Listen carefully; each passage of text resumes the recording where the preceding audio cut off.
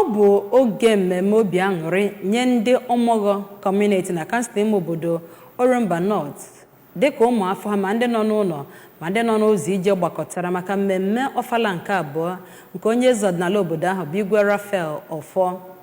Ya bụ mmemme Ofala ka a nọkwara na ya onye eze ọdịnala wee chie echichi nyegara ụfọdụ ụmụafọ obodo ahụ na-emebe ọfụma bụ nke gụnyere Dr. Chika Okole, Sir Anthony Nweke, Cosmos Okeke, Engineer Emeka Okafọ nakwa Chief Medical Director nke Nnamdi Azikiwe University Teaching Hospital Nnewi Ọkammụta Joseph Ụgbọaja bụ ndị enyere nkwanye ugwu maka ihe dịgasị iche iche ha tụnyere maka ịkwalite udo nakwa ọganihu na mmepe obodo ha. Gere akụkọ a n'uju.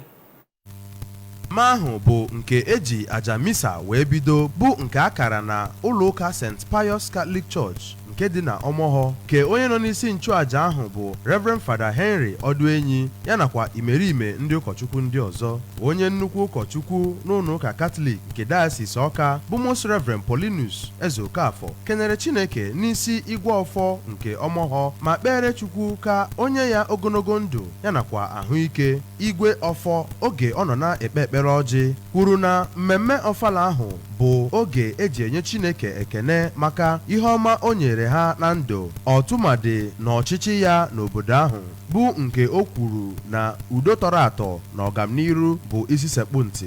O kpere aka na-achị steeti ekpere ya nakwa ndị Anambra ma nọzikwere ebe ahụ kwe nkwa na ya na ndị obodo ya ga na-akwado gọọmenti ya. Onye President General Omogho Patriotic Union bụ Maazị Chibụzọ Anya na-echi ya nakwa Oriakụ Rose Nwankwọ oge ha nọ na-eto ndị ahụ echili echichi nọrọ n'oge ahụ kọwaa Igwe Ọfọ dịka ngọzi Chineke nyere obodo ahụ.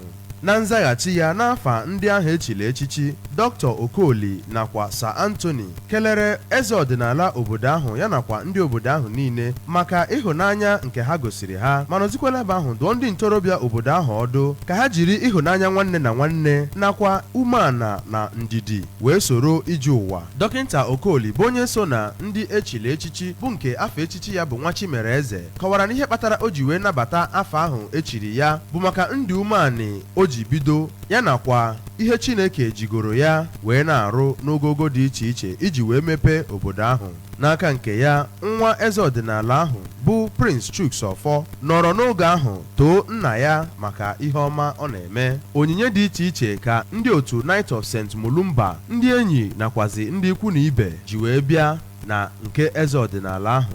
Ihe pụtachagaziri ife na mmemme ahụ bụ egwu uvie eze ọdịnala nakwazi ndị kabineti agbara ya nakwa ndị ahụ echiri echichi ọhụrụ.